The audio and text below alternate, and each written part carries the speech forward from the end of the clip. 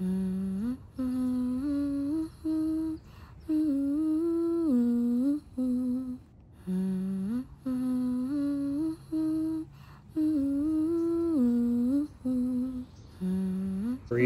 Parliament voted to lift the mark.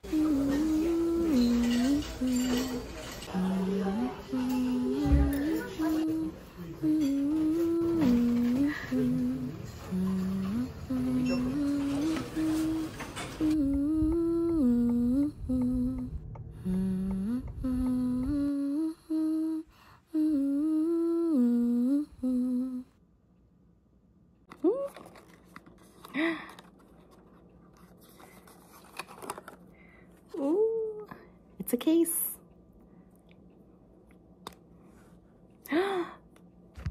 It's an eyeshadow palette. Oh, good thing I didn't do my eye makeup yet. Oof. Hi, I hope you're all having a good Tuesday. Today's Tuesday. I opened my advent calendar and it was this really cute eyeshadow duo palette, which looks like this. I put it on. Blue is really not that pigmented. This is really just glitter with a little bit of color, but it's cute. She's cute. Paul & Joe is just such a good packaging company. Who really cares how well the actual products work? Another change that happened is I had the single earring on this ear. I just put it in because I'm right-handed, and so I naturally put it on my right ear. But I've been noticing while I'm doing Vlogmas that you guys just see my left ear, so I switched it over to my left side. So here she is, my single earring, my entire personality for the month, I guess. This is who I am now. What did I do? I went on a walk this morning. I had a Mexican breakfast, which is so good. There is nothing like a Mexican breakfast. I never know the proper titles, names, genres of things. In this case, I'm thinking of restaurant genres, but this is something that is very common in Southern California. It is a diner, usually a little run down, and they serve Mexican and American food. I think most people go for breakfast. I think most of the people who go are old, on the older spectrum of age, and it really shows because the food that is served are all just hot mush, which is very tasty and easy to digest. So that was delicious. That was nice. I watched Little Women last night while I was editing Vlogmas Day 2, and I had some new thoughts. I remember thinking when I watched it when I watched it in theater for the first time, I was just constantly crying the entire time. It was Beth. I really like the way that Greta Gerwig chose to tell Little Women in such a fresh way in these vignettes that compare like back then and now, like the warm, glowing memories of the past versus like the cold, cool realities of the present. And she chose to jump around between the past and the present tenses, and in both time periods, it was the character of Beth who, like in the book,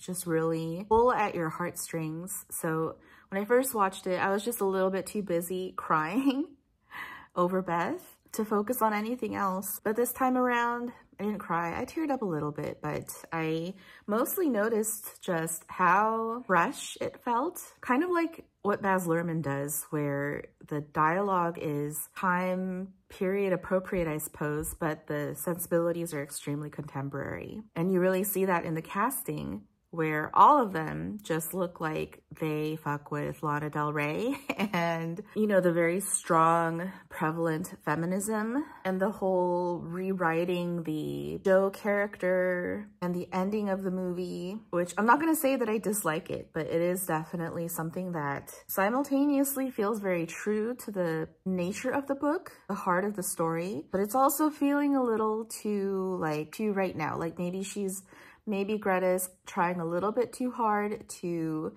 connect what it used to feel like in the 19th century and connecting, I can't talk today, trying to make it feel more relatable to contemporary audiences in what it feels like to be in a room full of girls, sisters much less, and how much they talk over each other. I don't know if that was like a common criticism when it came out in 2019, but that was my take on my rewatch of it last night. And then Harriet the Spy. I watched Harriet the Spy with my son. We read the book together. It is by far the longest book that he has ever read to date, and I'm so glad that he really enjoyed the reading experience. And I'm glad that he enjoyed the movie. The movie came out in 1994, I believe. I was so surprised to see, what's her name? J. Smith Cameron. She plays Jerry in Succession. She is such a good actor. I don't know if that was a highly coveted role to play the mom in a random Nickelodeon movie, but J. Smith Cameron gave it her all, as she does in Succession, as she does in everything that she's done that I've seen. Her acting really blew me away. Michelle Trachtenberg really blew me away.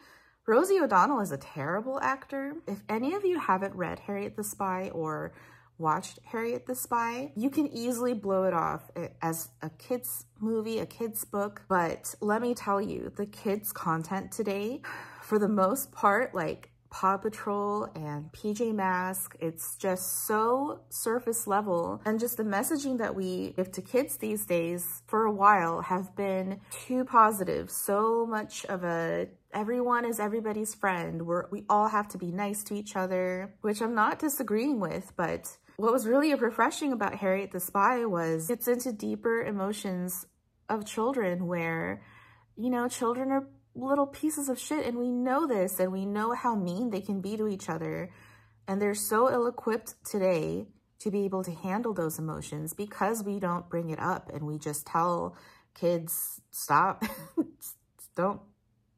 stop crying, don't be that way, just make friends with everyone.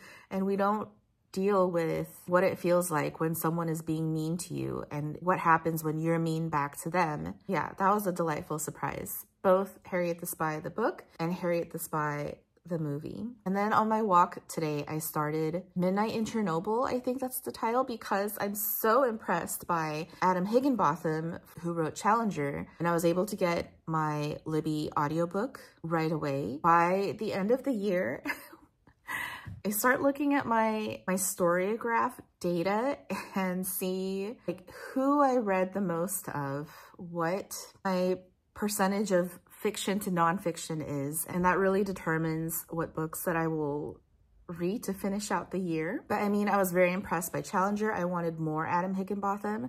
So far, I'm about 30% of the way in. It's a little funny because in Challenger, the actual event that the book is talking about, the Challenger explosion, doesn't happen until about 70% of the way in.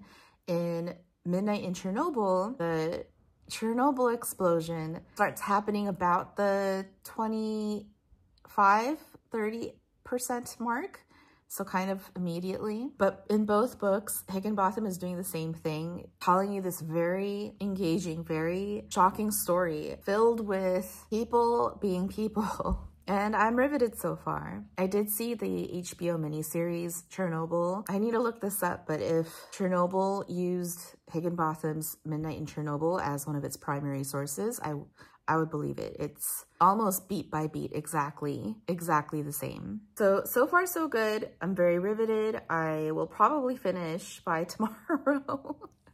This is the biggest reason how and why I can read so many books in a year, in a month, because for the vast majority is made up of audiobooks, and like instead of music being on in the background all the time for me, it's an audiobook. And I got The Leftovers by Tom Ford on audiobook. I also have a physical copy, and I'm definitely gonna start that in the next couple of days because I love Little Children so much from last month. And also Charlie, I believe, commented saying that The Leftovers is very good. The show is both the show and the book, so I'm all aboard. I also have Rivka Galkin's Everyone Knows Your Mother is a Witch that I started like 2 months ago, and I don't remember why. I wasn't really getting into it, and so I dropped it, but I do want to finish. I've read several other of her books already. I find her delightfully weird, And this cover is absolutely amazing. And so I do want to read it.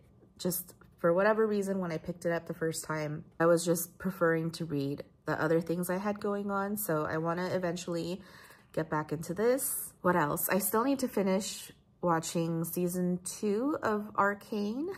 Are you a binge watcher, or do you watch weekly as the episodes drop? I think the only shows that I do that for, I love, which are like, you know, House of the Dragon, or as I call it, Hot D. Yeah, I don't know what other show I was watching every week. So now that Arcane season 2 has dropped, I have to watch that very soon. The rest of the day, I need to go pick up my kid from school, take him to Taekwondo. I'm finally making my turkey dinner. I really do enjoy going camping with my family, but a downside is I do enjoy cooking, like the full meal, but it is a huge meal for not very many people in just my immediate family. So Costco makes these great turkey dinners where it's just like a turkey breast that's raw, and you do have to roast it yourself, but it comes with all the other sides. It's only out the couple days before like the week of Thanksgiving. And so I managed to buy one and I put it in the freezer before I went camping. So I'm gonna finally cook that tonight and have my turkey dinner. So those are my plans for today. As always, every single day, thank you for hanging out with me. I'm really glad that some of you are really enjoying these Vlogmases. I'm starting to get into them. For one thing, my lips are feeling a lot better. I burned it the day after Thanksgiving and it's like, it was feeling so weird, but every day I put on the Tatcha lip mask and that really helped. Every day I put on a lip gloss, which I'm not the biggest fan of. There are certain makeup things that I used to do so much of. One of them being an Asian American female growing up in the 2000s. Every day I wore liquid black eyeliner with like a long wing. And so I kind of just refused to do that anymore.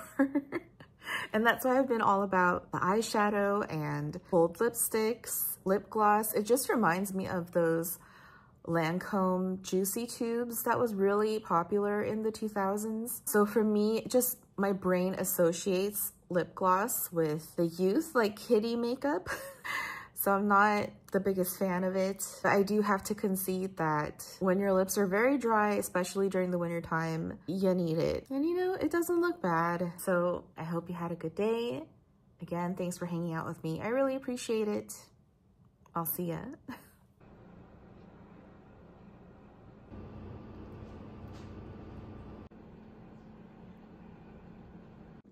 I'm so thankful for Costco. No reason for anyone in Kiev to panic. The following morning, preparations for the parade got underway as usual. Party organizers had